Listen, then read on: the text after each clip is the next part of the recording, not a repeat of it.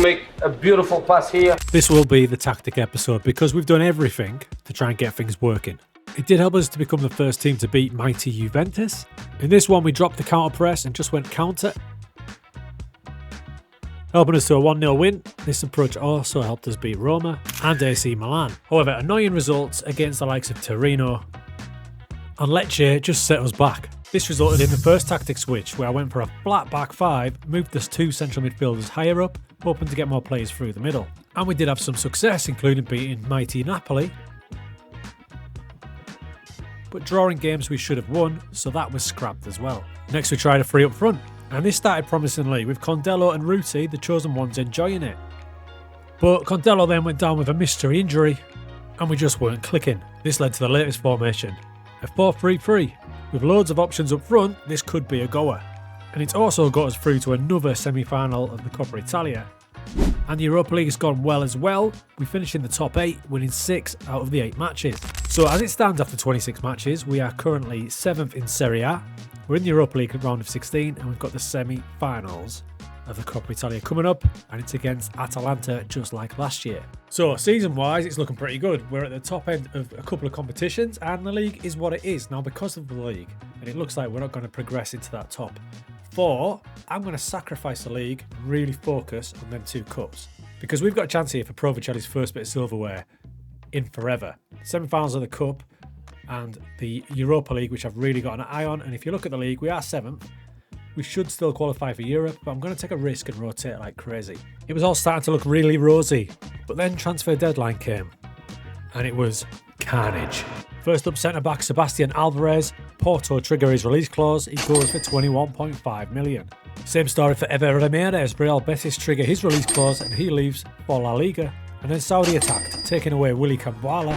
And then the big problem. Elton Sulaj, born and bred from Provercelli, has gone to Saudi. We have lost a chosen one player. So this is a right blow. Sulaj was brought up from the club from 2023, so he's been with us for 10 seasons, rising up the ranks. Saudi came in with an offer of 32.5 million. I refused it, the board accepted it.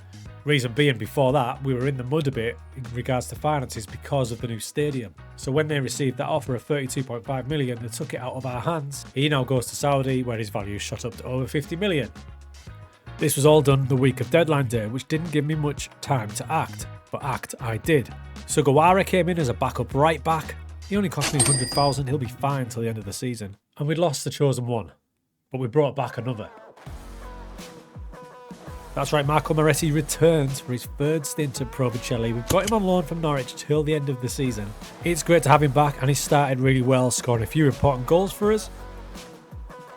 Problem is, if we want him full-time, it's going to cost a pretty penny, because Norwich included an optional future fee of 31 million, which is probably out of our price range. So as it sits, the team looks a bit like this. You can see we've got our chosen ones. There's only 5 of them now. We've got a decision to make. So we've got Collina, Di Marino, Luati, Ruti and Condello. Now, being real about Di Marino, he starts at fullback, but I whip him out of that match as soon as I can, usually at half-time. Seriously on the decline now, just a good player for most Serie C sides, and he has made the decision going to retire at the end of the season. So we're going to need 2 new chosen one players. So 2 needed at the end of the season, but we need to do 1 right now, and it's no surprise who the next chosen one player is. Rizzo is back. A chosen one, locked in from day 1. He did leave us for that little period of 3 seasons with Bologna, but he came straight back. It seems the right thing to do. Also, to have a chosen one player in goal just means we can free up other positions on the outfield, which makes the next decision really tough. The decision to rotate for the league campaign was proving a dodgy one, until the semi-finals of the Coppa Italia started, that is. Because we went full strength against Atalanta and we took an early 2-goal lead. They are a bit of a bogey team, and they did come right back at us, and by half-time it was 2-2. Sorry, make that 3-2 to Atalanta. Disaster. But after some harsh words at half-time, we came firing back. Moretti came off the bench and scored twice. And we locked in an astonishing 4-6 win in the first leg. Madness. Rotation again in the league. 4-4 v Torino. The league is starting to look a bit of a write-off. But with Moretti stepping in for the injured Condello in the UEFA Cup, it was looking good. Yeah, I did just call it Europa League UEFA Cup. You know what I mean. So I felt like this was a good draw, and we did start really well. Now somehow Braga got back into it, but look at the match stats. We should have absolutely murdered them. And the good news was, in the second leg, we did just that and progressed to the semi-finals of the Europa League. It was time for the second leg of the semi-final against Atalanta. That doesn't look good, does it? A shocking tackle led to a really early red card, and then they got their early goal, so they're back in it. And a penalty. The ref's having a laugh here. However, the big man saves it, and minutes earlier, our big man would give us a vital goal. We see it through, and we're into the Coppa Italia final. Speaking of the big man, not as prolific this season in the league with all the rotation, but he slapped in a transfer request, 50 million. I can't deny it because he has a release clause, and there is an absolute boatload of teams that want him. So we're in the final of the Coppa Italia. We've got that to look forward to. We're sitting in 7th in the league, so we're just holding on somehow to that European spot. And in the Europa League, we drew Manchester United.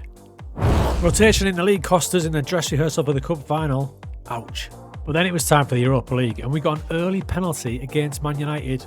There's only one man I want on that. Bang! We held out to the 82nd minute, and then they got a late equaliser, but a draw away from home still cracking. Back to Vercelli we go. Manchester United at home at the Vercelli Stadium. Asseni smashes it in. I kid you not, the best performance we've ever had means we absolutely smashed them 2-0. And just take a look at those match stats.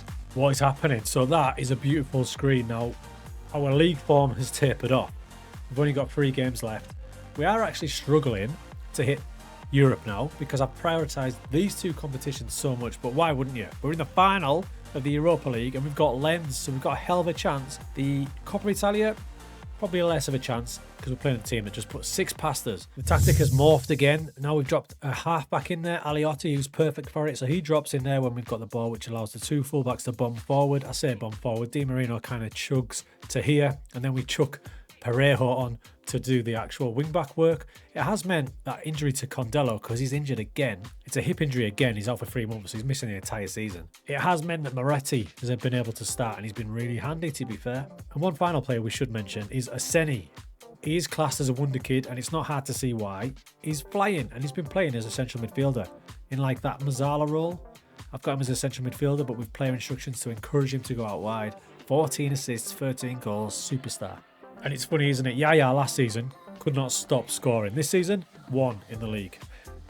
As you can see, we've got a very interesting month coming up. We've got the toughest game possible, Juventus, who are dominating in the league, followed by the Coppa Italia final, and then we've got a couple of games in Serie A, but the big one there, Lens in the Europa League final.